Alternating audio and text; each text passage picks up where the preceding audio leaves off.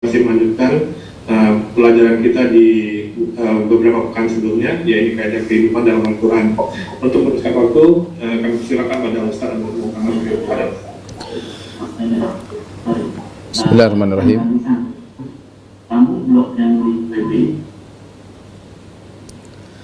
Bismillahirrahmanirrahim. Assalamualaikum warahmatullahi wabarakatuh. Alhamdulillahi ala ihsani wa syukrulahu ala taufiqihi wa amtinani wa asyhadu an la ilaha illallah wahdahu la syarika lahu ta'ziman li sya'nih wa asyhadu anna Muhammadan abduhu wa rasuluhu da'ila ridwani. Allahumma salli alaihi wa ala alihi wa ashabihi wa ikhwani. Rekan-rekan yang dirahmati Allah Subhanahu wa taala, kita melanjutkan bahasan kita tentang kaidah-kaidah Quran yang berkaitan dengan kehidupan kita sehari-hari, baik berkaitan dengan jiwa pribadi maupun berkaitan dengan masyarakat.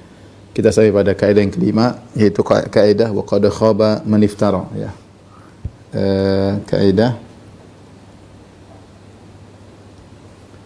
wa qad khaba man iftara. Ini diambil dari surat Thaha ayat ke-59, ya. Wa qad khaba man iftara, kalau kita artikan sungguh merugi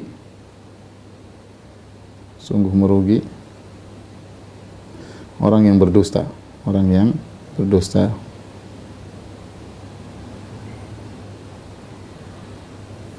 Di sini Allah Subhanahu wa taala menggunakan qad, ya. Ini untuk litakkid, untuk penekanan.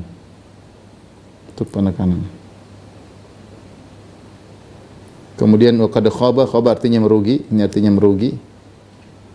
Kemudian man di sini memberi faedah keumuman, ya, siapa saja yang berdusta. Siapa saja, ya, orangnya, ya. Ya, karena yang orang berpotensi untuk berdosa itu banyak, ya, banyak berpotensi untuk berdosa, laki-laki maupun perempuan, pejabat, ya, rakyat, suami, istri, pegawai, bos, ya, banyak yang bisa berdusta. Tetapi Allah memberikan kaidah wa qad khaba man iftara, sungguh merugi orang yang berdusta. Adapun kaidah ini diambil dari kisah tentang dialog antara Nabi Musa alaihissalam dengan para penyihir Firaun, ya. Ketika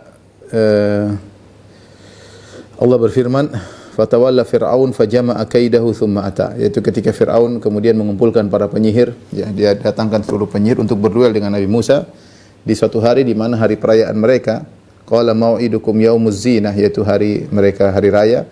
Wa ayyuhsyarun nasu duha, masyarakat dikumpulkan seluruhnya di waktu duha. Kemudian berduelah mereka di hari keramaian tersebut. Sudah berkumpul para penyihir dan mereka ingin berduel dengan Nabi Musa. Di saat itulah Nabi Musa menasihati mereka. Kata Allah, qala lahum Musa wailakum la taftaru 'ala Allahi kadziban fayushitakum bi'adzab. Berkatalah Musa kepada para penyihir, celaka kalian, janganlah kalian berdusta atas nama Allah. Ya, fayushitakum bi'adzab. La taftaru 'ala Allahi kadziban, jangan kalian berdusta atas nama Allah. Fayushitakum bi'adzab, maka Allah akan menimpakan kalian dengan azab. Wa qad khaba man iftara, sungguh telah merugi orang yang berdusta. Ya, sungguh telah merugi orang yang berdusta. Dusta adalah menyampaikan sesuatu yang di luar kenyataan, itu namanya dusta, khilaful waqi', tidak sesuai dengan realitinya, ya, tidak sesuai dengan kenyataan. Dan ini adalah merupakan salah satu dosa yang dibenci dalam syariat, merupakan akhlak yang buruk, ya, namanya akhlak dusta, dan dia salah satu dari akhlak orang-orang munafik, ya. Kita bahas ini di antara keburukan dusta.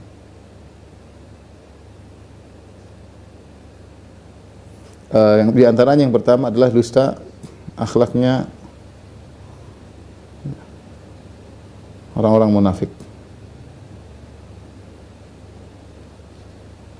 Nabi sallallahu alaihi wasallam mengatakan ayatul munafik salas, sungguhnya tanda orang munafik adalah ada 3 di antaranya, idza haddatsa kadzaba, idza haddatsa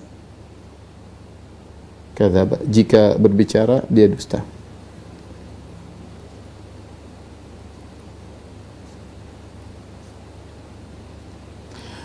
Kemudian kita tahu di antara keburukan dusta juga, ya, dusta ini bisa berubah menjadi perangai ya. Dari latihan sekali-sekali dusta, lama-lama bisa jadi perangai ya. Dusta lama-lama bisa menjadi perangai seseorang. Sebagaimana dalam hadis kata Nabi SAW, iyyakum wal kadhib fa innal kadhiba yahdi ilal fujur wa innal fujura yahdi ilan nar. Waspadalah kalian daripada dusta. Sungguhnya dusta itu mengantar kepada perbuatan fajir, perbuatan maksiat. Wa innal fujura yahdi ilan nar, dan perbuatan maksiat mengantarkan kepada neraka jahanam. Wala yazalu rajulu yakdzib, senantiasa seorang berdusta. Wa yataharral kadhib, bahkan dia sengaja untuk berdusta, hatta yuktaba indallahi kadzaban. Kata Nabi sallallahu alaihi wasallam, hatta yuktaba indallahi kadzaban, hingga dicatat di sisi Allah sebagai pendusta, dicap ya sebagai pendusta. Ini bahaya ya. Orang kalau sudah dusta sekali, dusta dua kali, dusta tiga kali, ahli dalam berdusta, lama-lama Allah catat dia sebagai pendusta, dan dia sudah merasa dosa hal yang biasa, sudah menjadi sajiyah, sudah menjadi perangai bagi dia. Mendusta sekali, 1000 kali nggak ada urusan bagi dia cuek aja. Ya, akhirnya dicap sebagai pendusta. Ketika Allah sudah mencap dia sebagai pendusta, manusia juga mencap dia sebagai pendusta. Dan susah orang kalau berusaha itu sudah jadi perangai untuk tobat, susah dia untuk bertobat dari dustanya. Kemudian orang juga susah mempercayai dia untuk kedua kali. Susah. Karena sudah dibohongin. Untuk percaya kedua kali, ketiga kali sudah sulit. Kenapa? Bisa jadi ya, karena bagaimana percaya lagi dia pernah dusta? Ya. Beda kalau orang selalu menjaga omongannya, tidak pernah berdusta, maka dia akan dipercayai. Ya. Kemudian di antara keburukan dusta, ya, tadi kita sudah singgung, dusta mengantarkan kepada neraka.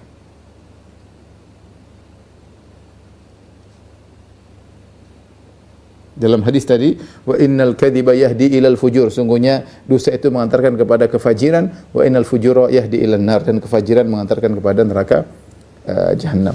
Kemudian yang keempat di antaranya, dusta menyebabkan azab kubur. Azab kubur.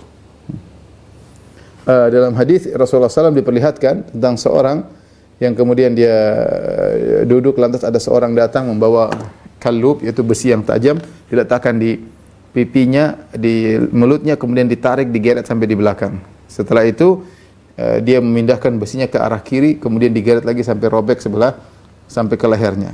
Ketika dia robek sampai sini, yang sini sudah sembuh. Maka dia pindah lagi ke sebelah kanan, dirobek lagi, dan ketika dirobek dari sini sampai belakang, ini sudah sembuh. Waliyadzubillah. Terus dilakukan sampai hari kiamat. Jibril bertanya, siapa orang ini? Maka dikatakan kepada Jibril, ini adalah seorang yakdzibu kadzbah, dia berdusta dengan satu dusta, fatuhmalu anhu hatta tablughal afaq. Maka dusta tersebut diambil darinya sampai tersebar ke seluruh cakrawala alam semesta. Semua orang dengar tentang kedustaannya. Ini akibatnya dia akan disiksa di di alam barzah dengan siksaan yang mengerikan tadi ya. Dusta tercela, ya. Dusta tercela, meskipun untuk menyenangkan orang lain.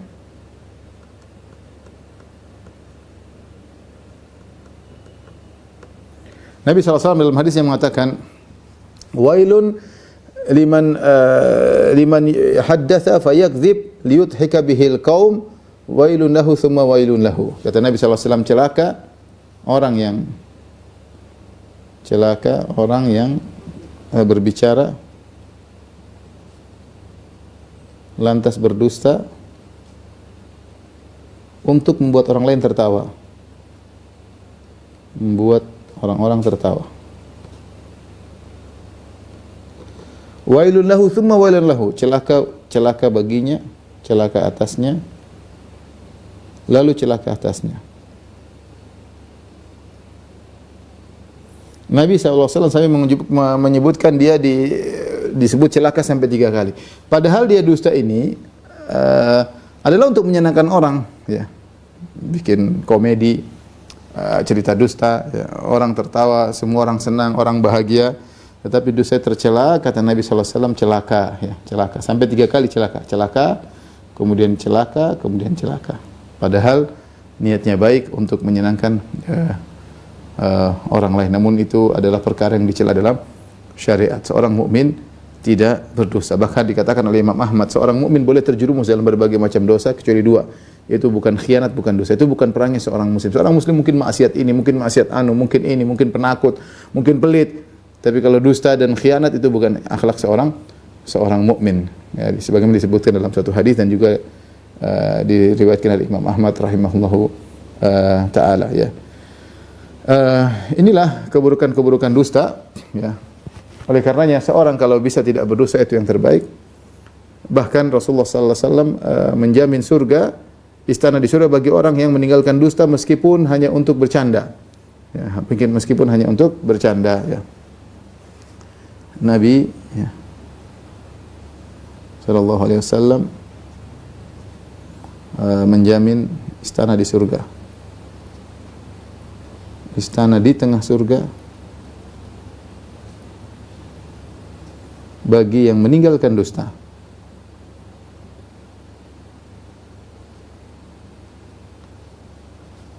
Meninggalkan dusta meskipun bercanda, meski bercanda. Berarti menunjukkan jujur itu akhlak yang sangat dicintai oleh Nabi sallallahu alaihi wasallam. Kata Nabi sallallahu alaihi wasallam, "Ana zaimun bi baitin fi rabdil jannah liman tarakal mira'a wa in kana muhiqqan." Aku menjamin istana di pinggiran surga bagi orang yang meninggalkan perdebatan meskipun dia yang benar. Dia enggak mau debat, sudahlah. Dia sengaja meninggalkan perdebatan meskipun dia yang benar, maka Nabi memberikan jaminan baginya surga, istana di pinggiran surga. Wa ana zaimun bi baitin fi wasatil jannah liman tarakal kadhib wa in kana mazihan. Kata Nabi sallallahu alaihi wasallam, aku menjamin istana di tengah surga bagi orang yang meninggalkan dusta meskipun bercanda. Bagi orang yang meninggalkan dusta meskipun bercanda. Wa ana zaimun bi baitin fi a'lal jannah liman hasana khuluquhu, dan aku menjamin istana di bagian atas surga bagi orang yang memperbaiki akhlaknya. Oleh karenanya seorang berusaha tidak berdosa meskipun bercanda. Makanya Nabi sallallahu alaihi wasallam tidak pernah bercanda dengan dusta. Rasulullah SAW bercanda menjadikan para sahabat tertawa, tetapi Nabi SAW tidak pernah berdusta. Ini sebagaimana saya pernah jelaskan dalam pengajian tentang canda Nabi Shallallahu Alaihi Wasallam. Ya, maka seorang, ya, kalau memang terpaksa harus memutar kata, ya dia jangan sampai terjerumus dalam dusta. Ada tauriyah. Tauriyah itu suatu hal yang kita tidak lakukan kecuali mendesak, ya. Misalnya seorang mungkin mau ngerampok kita, kau tidak bawa uang, saya tidak bawa uang, memang tidak ada, tapi ada misalnya ATM misalnya. Artinya memang kita dalam kondisi terdesak kita boleh tidak berdusta, ya, dengan bahasa-bahasa yang intinya kita tidak terjerumus dalam dusta, tapi kita ngomong yang lain dipahami yang lain. Seperti ketika Nabi sallallahu alaihi wasallam berjalan bersama Abu Bakar As-Siddiq radhiyallahu taala anhu, maka orang-orang mengenal Abu Bakar, namun orang tidak mengenal Nabi. Maka orang-orang bertanya kepada Abu Bakar, "Wahai Abu Bakar, siapa di depanmu?" Nah, kalau Nabi bilang, kalau Abu Bakar mengatakan ini Muhammad, dia akan ditangkap, orang akan heboh. Abu Bakar berkata, "Hada hadin ila thariq," ini penunjuk jalan. Maksud Abu Bakar adalah penunjuk jalan menuju surga. Tetapi orang yang dengar menyangka maksudnya penunjuk jalan jalan darat, ya. Itu namanya tauriyah dalam istilah syariat, dan itu diperbolehkan, bukan kebiasaan seorang mukmin sedikit ngomong tauriyah tidak, tetapi sekali kalau ada keperluan maka tidak jadi masalah, ya. Tidak jadi masalah, ya. Taib. Ini diantara keburukan-keburukan dusta, ya. Kemudian yang dibolehkan tadi kita sudah singgung, ya. Dusta yang dibolehkan.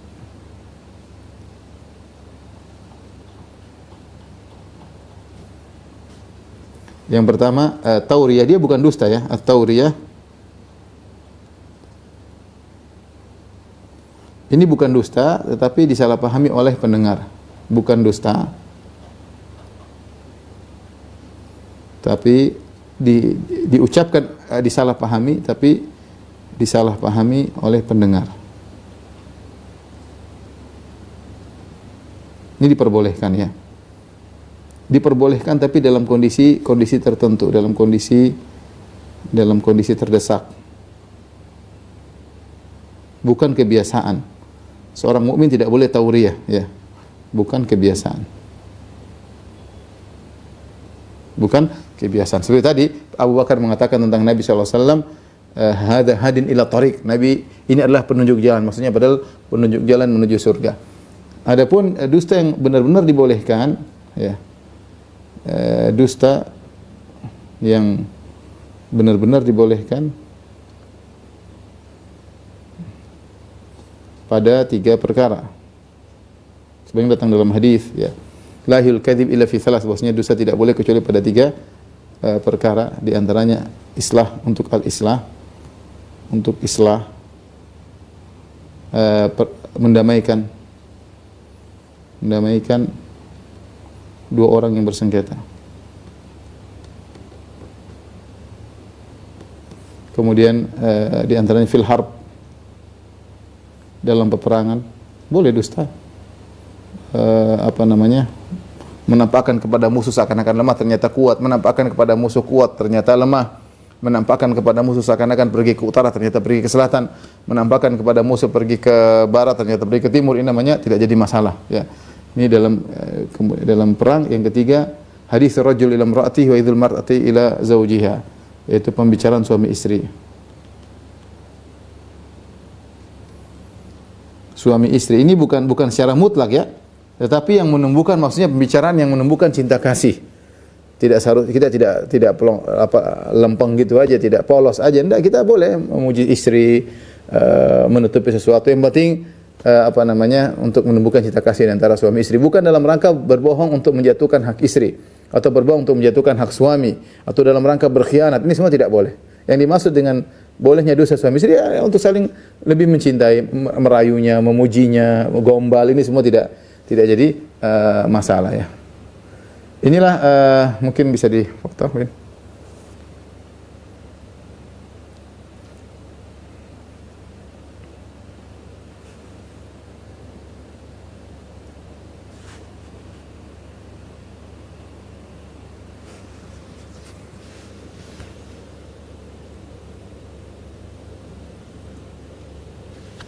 Sudah.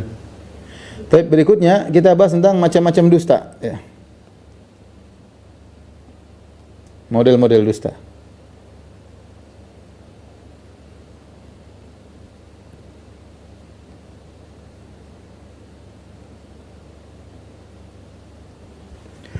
Dusta bermodel-model, ya.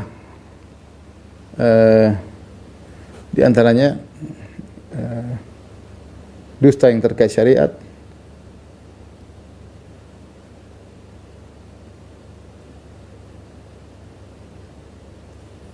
kemudian dusta terkait manusia.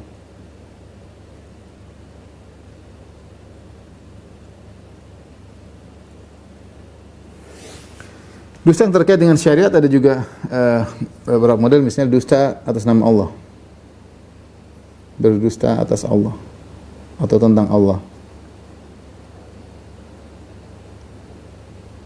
berdusta tentang Allah, ya. Yang kedua misalnya berdusta atas nama Nabi.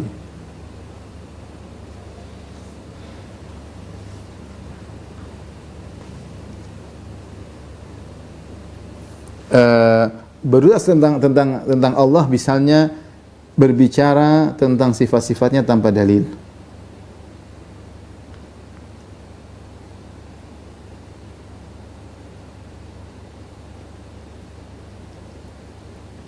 Tanpa dalil misalnya. Kemudian juga diantaranya berfatwa tanpa ilmu, ya. Menghalalkan atau mengharamkan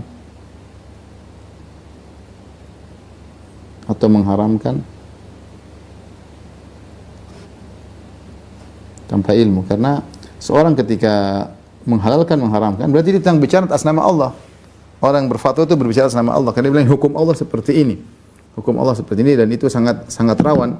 Makanya Allah Subhanahu wa taala menyebutkan berbicara tentang sifat Allah tanpa ilmu. Misalnya firman Allah Subhanahu wa taala, "Wa man adlamu mimman iftara 'ala Allahi kadziban."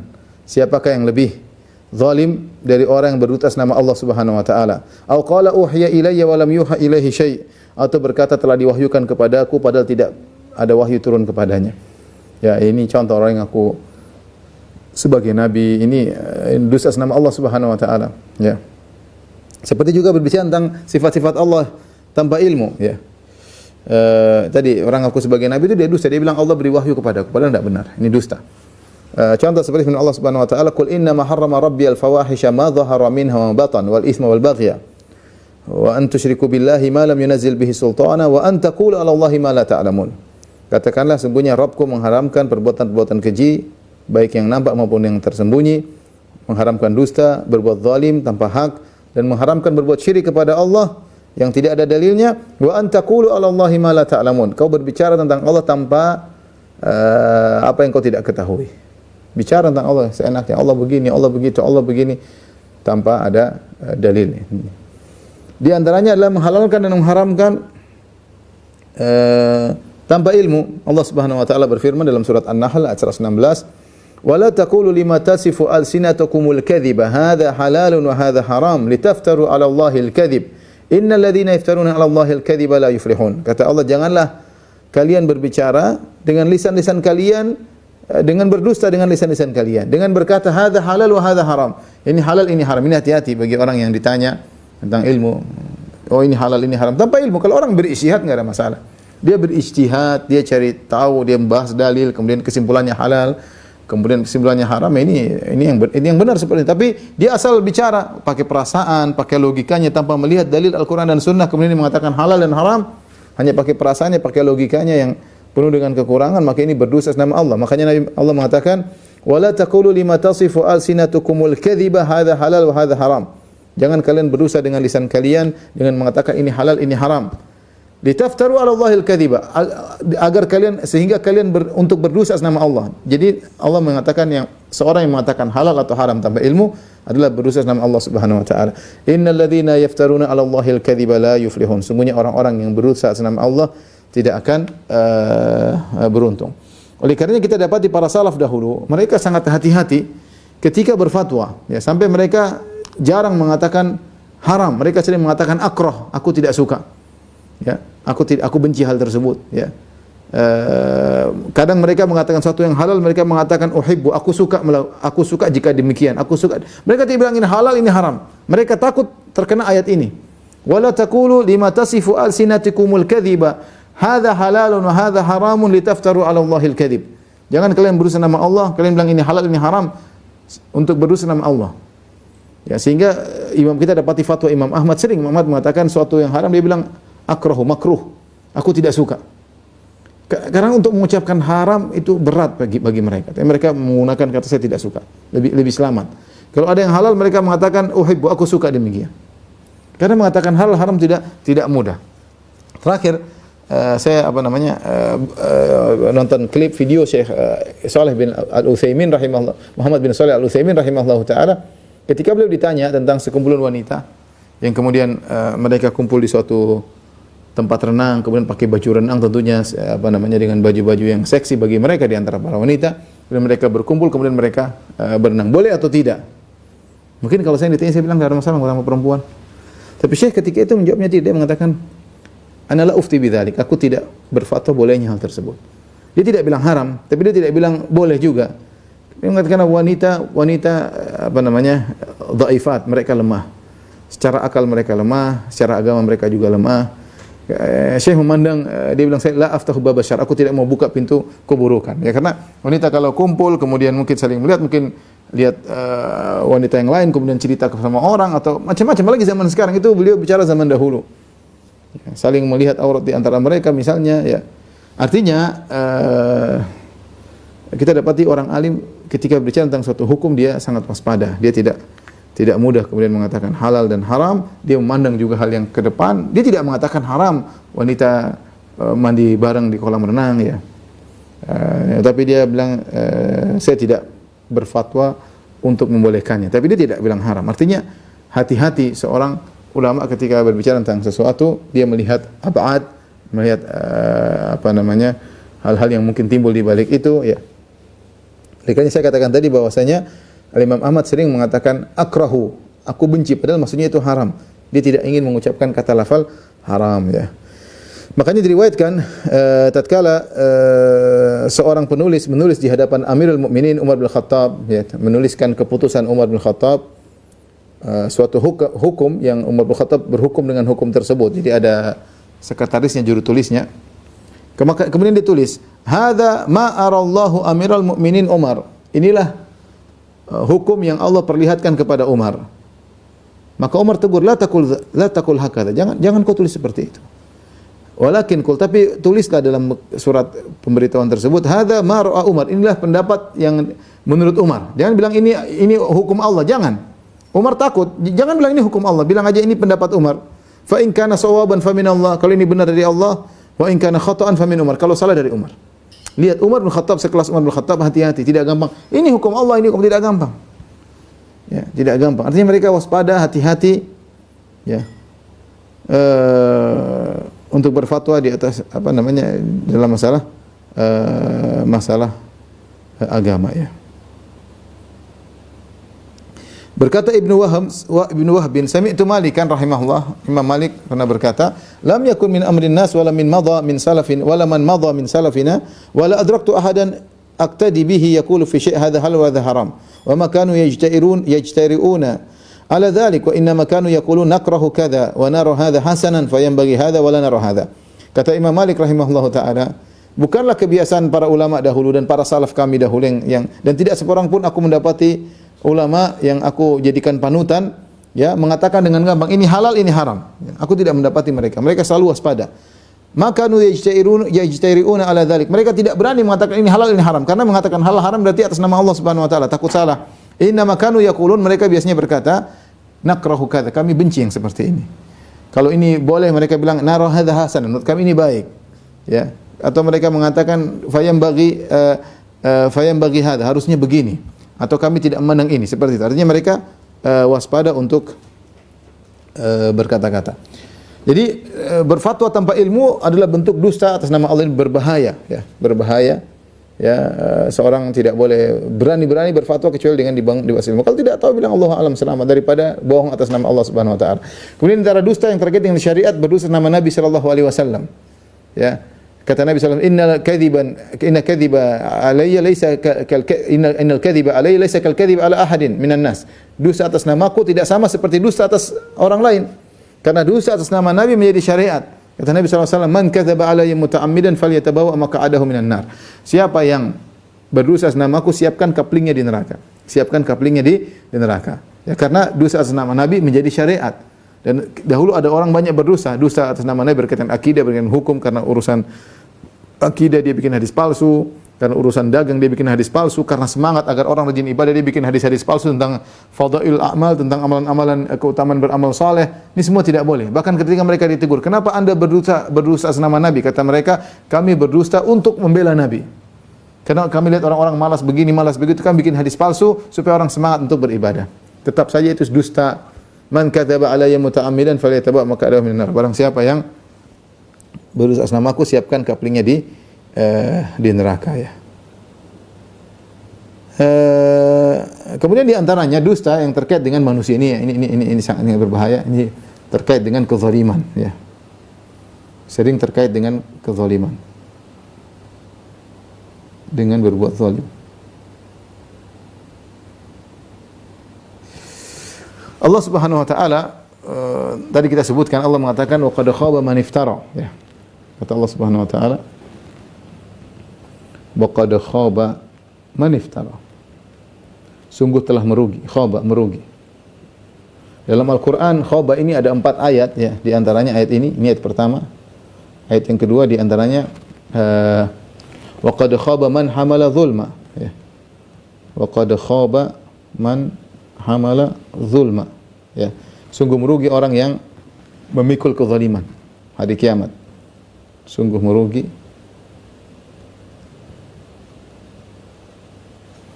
memikul kezaliman. Kemudian yang ketiga di antaranya firman Allah Subhanahu wa taala, wa qad khaba man dassaha. Wa qad khaba man dassaha. Sungguh merugi orang yang mengotori jiwanya. Sungguh merugi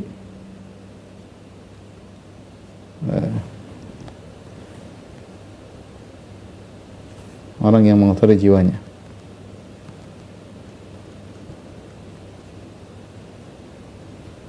Kemudian ayat keempat, Allah berfirman, wa khaba kullu jabbarin anid. Wa khaba kullu jabbarin anid. Dan celaka semua orang yang sombong, yang sewenang-wenang, ya. Dan celaka, merugi atau celaka orang yang sewenang-wenang. Nah, perhatikan, ini semua ada 4 ayat, semua wa khaba wa qad khaba wa qad khaba, sungguh merugi, sungguh celaka. Ya. Dan dusta yang berbahaya di antaranya, dusta berkaitan dengan manusia, karena dusta ini sering terkait dengan kezaliman. Dia berbuat zalim sama orang lain. Ini dusta, sudah kita hidup di zaman hoax. Ya, dia menzoa hoax, di zaman kedustaan, tuduh sana tuduh sini, ya. Janji-janji palsu, ya, dan banyak kepentingan politik lah, kepentingan inilah, kepentingan perdagangan lah, dusta sudah hal yang biasa. Ya,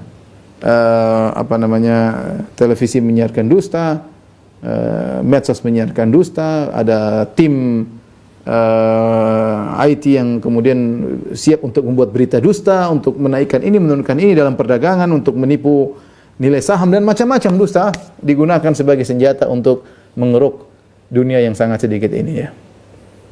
Dusta adalah senjata ampuh untuk meraih dunia, ya. Tapi ingat kata Allah, wa qad khaba man iftara, sungguh merugi orang yang berdosa. Cepat atau lambat. Dia mungkin sekarang sukses, mungkin dia jaya, mungkin dia menang, mungkin dia ini, tapi ya dia akan hancur suatu saat. Kalau dia enggak hancur di dunia, dia akan hancur di akhirat. Kenapa? Banyak orang dia zalimi. Banyak orang dia zalimi. Entah kepentingan politik, entah kepentingan ekonomi, entah kepentingan perut, banyak dusta tersebar. Sudah kita hidup di zaman yang dusta di sana sini, ya. Ya. Di antara cerita tentang dusta yang disebutkan oleh penulis Qawaid Qur'aniyah, ya, saya bacakan kisahnya tentang bagaimana berdosa seorang lain. Lamma jalasa al-Mutawakkil al-Khalifah al-Abbasi, tatkala seorang khalifah bernama al-Mutawakkil al-Abbasi, dakhala alaihi Abdul Aziz bin Yahya al-Kinani.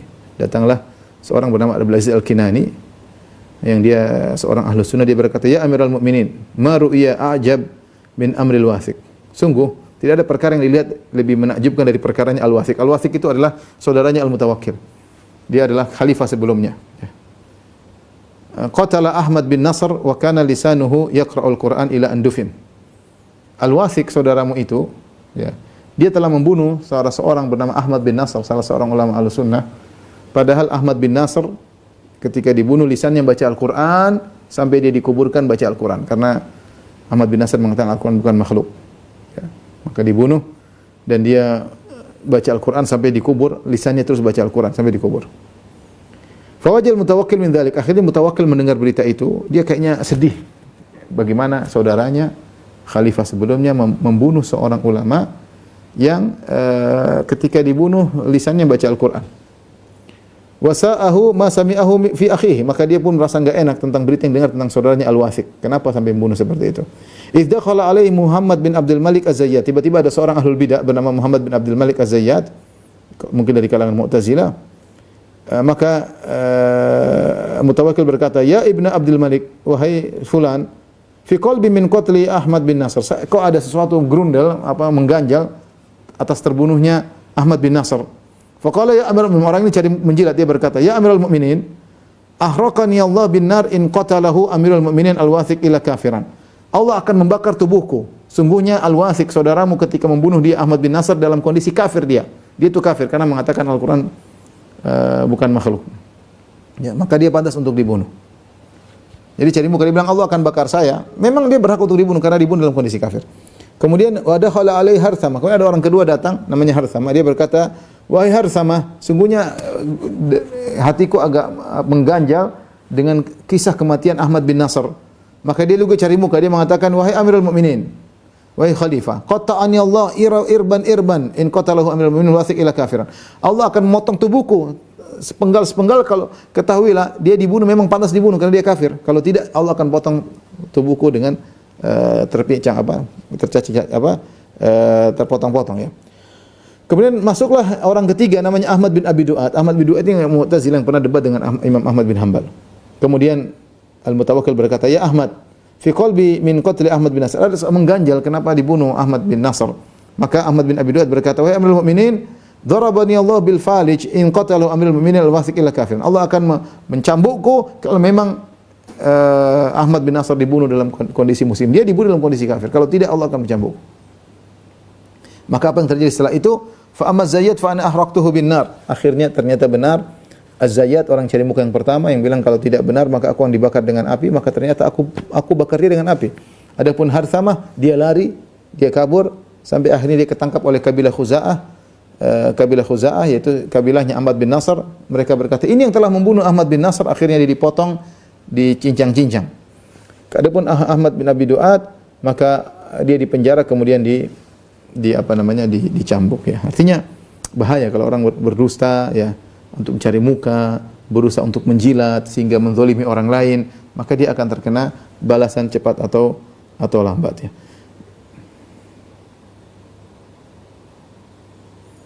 Contoh lagi seperti kisah ya, disebutkan oleh penulis ini, dia mengatakan ada seorang wanita dia seorang guru di universitas, namun dia sudah cerai 2 kali. Dia cerita, aku bercerita tentang kisahku, aku berbuat zalim 7 tahun yang lalu. Ya, setelah aku diceraikan kedua kali, ya, maka aku berniat untuk menikah dengan salah seorang dari kerabatku. Kerabatku tersebut ternyata dia punya istri dan hidup nyaman, tenteram, dan dia punya anak 5 orang. Akhirnya aku bersepakat dengan sepupuku, ya, yang sepupuku ini suka dengan istrinya laki-laki. Jadi aku suka dengan suaminya, sepupuku suka dengan istrinya. Kami ingin merusak rumah tangga 2 orang ini. Aku ingin dapat suaminya, sepupuku ingin dapat istrinya. Ya. Maka kami pun menuduh bahwasanya suaminya berkhianat. Ya, bikin berita bahwa suaminya berkhianat. Akhirnya mulailah timbul kedustaan-kedustaan, akhirnya terjadilah hoaks tersebar di antara kerabat-kerabat, ya. Akhirnya sang lelaki marah, dia cerai istrinya. Padahal tadinya hidupnya bahagia, punya anak 5. Jadi tujuan kita berhasil. Saya ingin dapat suaminya, sepupuku ingin dapat istrinya. Tetapi setelah lewat setahun, ternyata wanita yang dicerai ini menikah dengan laki-laki lain, bukan menikah dengan sepupuku. Menikah dengan laki-laki yang memiliki kedudukan. Dan adapun suaminya tidak menikah denganku, dia menikah dengan wanita lain.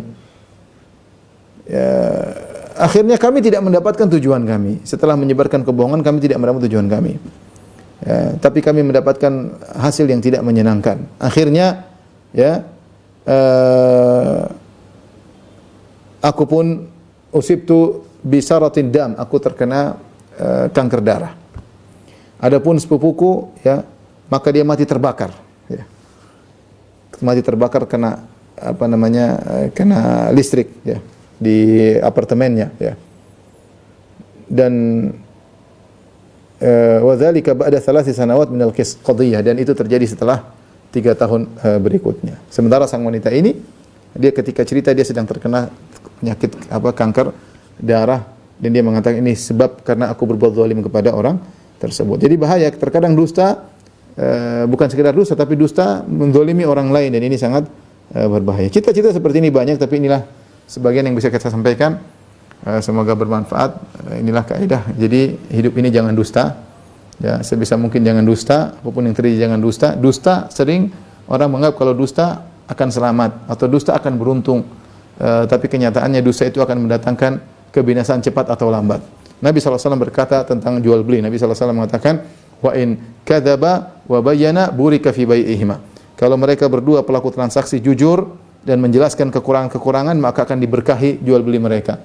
Wa in kadzaba, adapun kalau mereka berdua dusta, wa katama, menutupi aib-aib barang mereka, muhiqat barakatu bai'ihima, maka akan dihilangkan keberkahan jual beli tersebut. Meskipun untungnya banyak, tapi keberkahan bukan pada jumlah yang banyak. Keberkahan yang penting kejujuran, Allah akan beri berkah atas rezeki yang didapatkan dengan cara yang jujur. Wallahu alam bisawab. Ini saja. Kalau ada yang bertanya saya persilakan, kalau tidak ada alhamdulillah.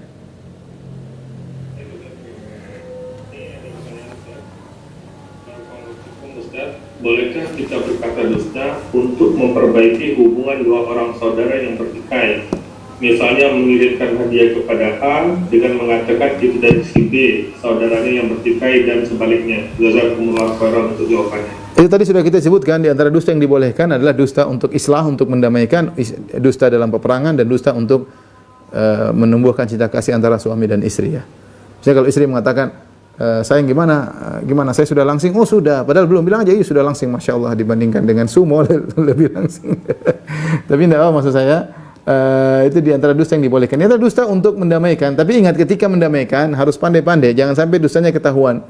Karena kalau ketahuan kita bohong, maka mereka semakin ribut lagi di antara mereka. Tapi harus pandai dusta, dan itu dusta yang dibolehkan. Dusta jelas-jelas tidak jadi masalah. Saya pernah sampaikan kisah, ada seorang bertanya kepada Syekh bin Baz. Saya dengar dari Syekh juga yang lain. Dia cerita, ada orang bertanya kepada Syekh bin Baz, wahai Syekh bin Baz, saya ingin mendamaikan dua orang. Saya datang kepada salah seorang, dua sahabat yang bertengkar. Maka saya bilang, wahai Fulan, sungguhnya si Fulan memuji kamu dan dia mengundang kamu makan.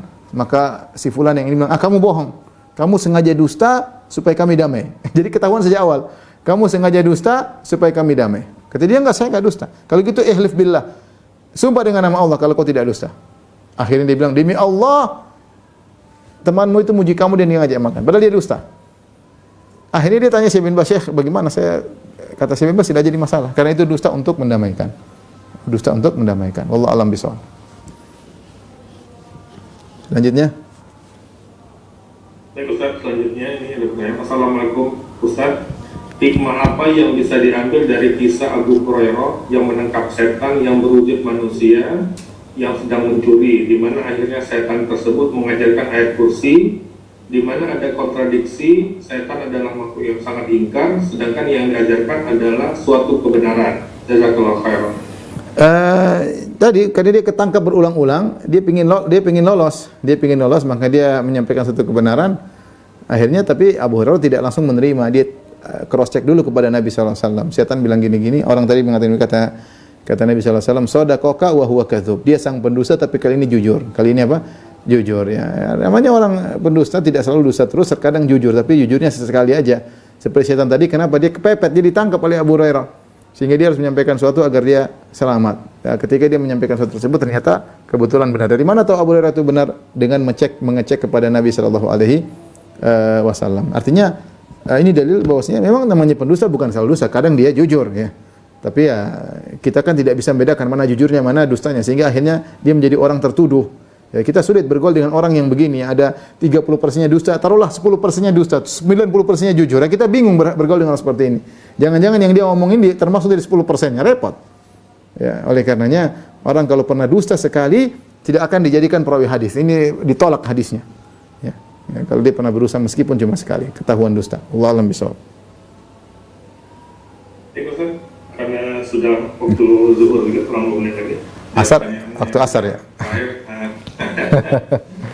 Zuhur asar ya. Asar ya. Baik tadi ya, silakan kalau ada kata. Demikian saja ikhwan dan akhwat yang rahmatillah subhanahu wa taala. Insyaallah kita lanjutkan 2 pekan lagi dalam kaidah yang ke-6. Wabillahi taufiq wal hidayah. Assalamualaikum warahmatullahi wabarakatuh. Waalaikumsalam warahmatullahi wabarakatuh. Terima kasih kepada Ustaz Firanda Alijah.